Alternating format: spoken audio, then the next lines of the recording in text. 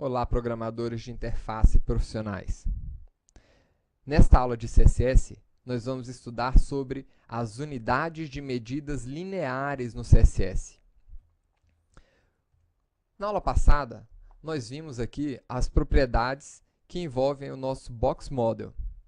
Nós estudamos ali as propriedades Margin, as propriedades Padding, Border, e todas essas propriedades, vocês viram que a gente utilizou uma medida linear, né?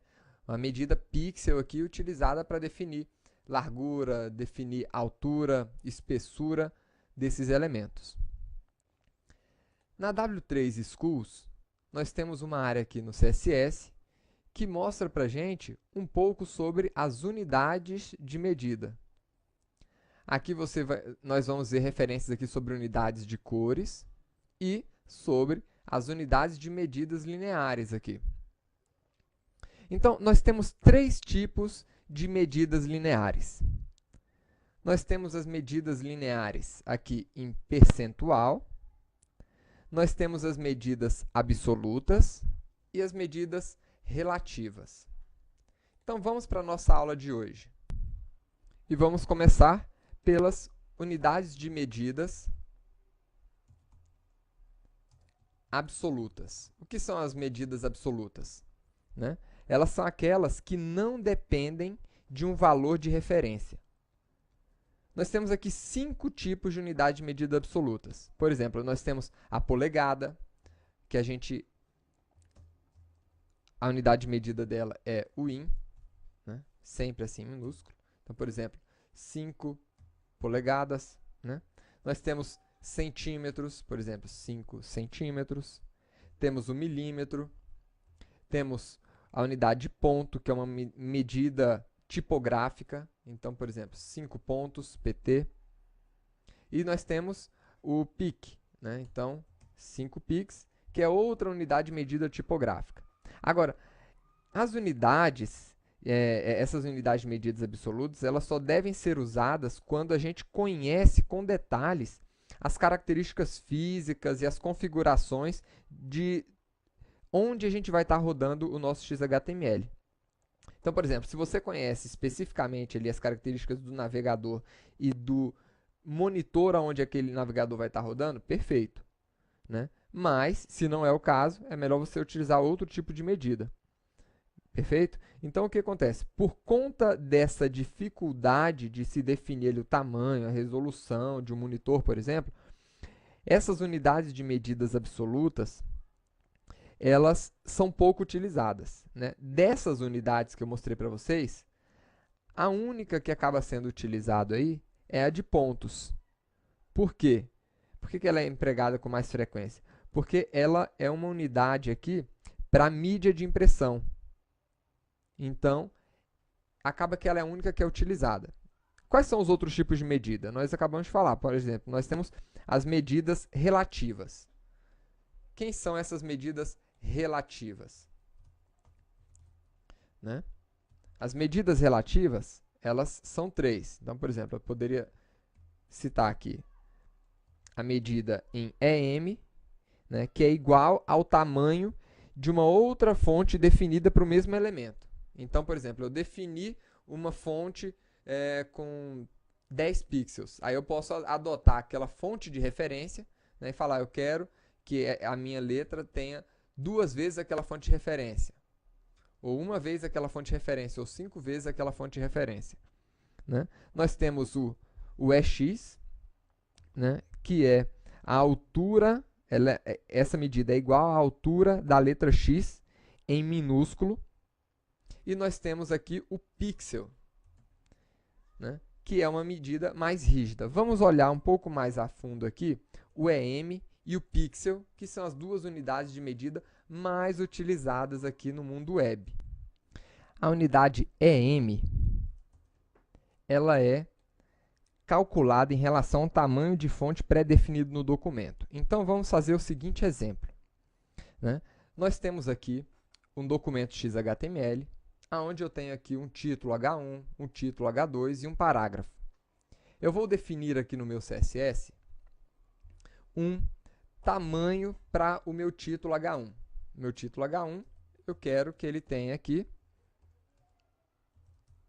um tamanho de fonte, né, de 100 pixels.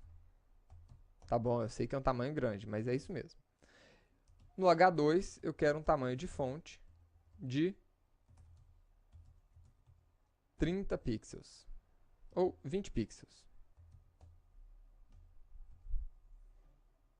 Aliás, 100 eu acho que vai ficar muito grande mesmo, né? Vamos diminuir para 60. Vamos ver o resultado aqui. Opa! Então, ficou realmente grande o texto ali, né? E esse aqui ficou um pouquinho menor. Agora, o que eu vou fazer? Eu vou falar o seguinte, que tanto para o H1 como para o H2, eu quero definir aqui o tamanho, né, da margem do lado esquerdo de 1 EM. O que isso significa? Vamos ver aqui. Margem left é igual a 1 EM. Isso aqui vai informar o seguinte, a margem do lado esquerdo do texto vai ser do tamanho de uma unidade de medida do texto corrente aqui. Então, por exemplo, se aqui no meu H1 eu adotei o tamanho do texto de 60 pixels, então a margem à esquerda vai ser de 60 pixels. Para o meu H2, a margem à esquerda vai ser de 20 pixels. Apesar de tanto H1 como H2 eu terem marcado os dois como 1 EM, mas essa medida, como a gente viu, é uma medida relativa. E ela está relativa a quê? Ao tamanho do texto deste elemento. Então, vamos ver aqui. Então, tá aí. A largura aqui desse elemento H1 ficou muito maior, né? A largura da minha margem esquerda ficou muito maior aqui do que a largura da minha margem esquerda para o elemento H2. Por quê? Porque essa largura aqui estava relativa ao tamanho da fonte do H1. E aqui no H2, aliás, relativa à fonte do H2. E aqui em cima, relativa à fonte do H1. Então, ficou maior. Uma outra forma que a gente utiliza muito aqui, a medida M, é da seguinte maneira. Por exemplo, nós temos aqui o seletor universal, que vocês já aprenderam, e a gente define ali no seletor universal, né, uma determinada medida. Então, vamos definir ali que no seletor universal a gente vai utilizar aqui a fonte de 10 pixels. Ou seja, todos os elementos da minha página vão ter 10 pixels. Então, tá aí. Né? O que a gente costuma fazer? Uma vez definido aqui o elemento que foi herdado para a fonte que foi herdada para todos os outros elementos através desse seletor universal, a gente pode vir aqui e falar o seguinte, no meu H1 eu quero que ele seja 3 vezes a fonte padrão, né, do documento. E aqui no H2 eu quero que seja 2 vezes o EM. Vamos ver aqui o resultado. Então ficou 3 vezes maior do que a fonte, 10 pixels, ou seja, passou para 30 pixels o tamanho da minha fonte. E aqui no H2 passou a ser 20 pixels. E o texto que estava lá continua sendo 10 pixels, porque eu não sobrescrevi, eu não utilizei o EM para redefinir ali aquela fonte. Nós podemos, inclusive, utilizar também, né?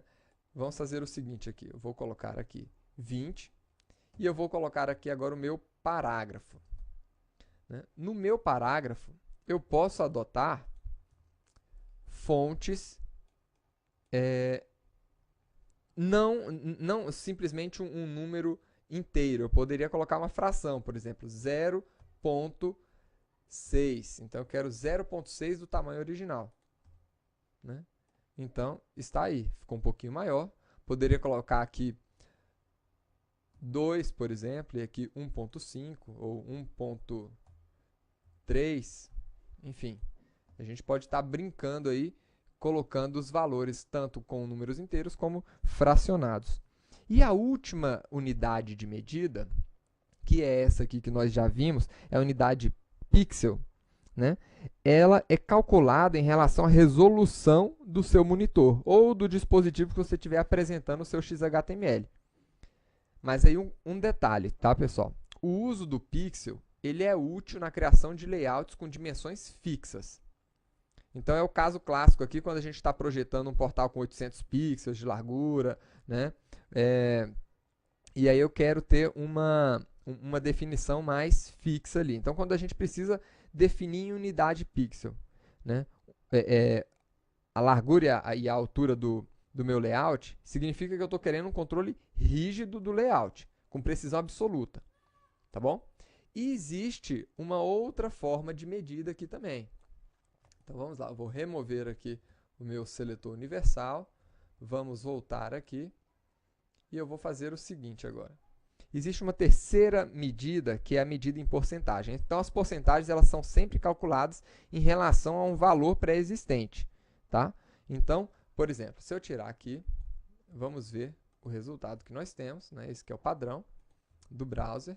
E vamos colocar aqui font size igual a 400% do valor que ele estava estimado ali para ele. E aqui é igual a 300%. Vamos ver aqui qual a diferença agora. Então ele alterou aqui os meus textos para esse aqui ficar 400% maior, né, do que o valor original dele, e esse segundo aqui 300% maior.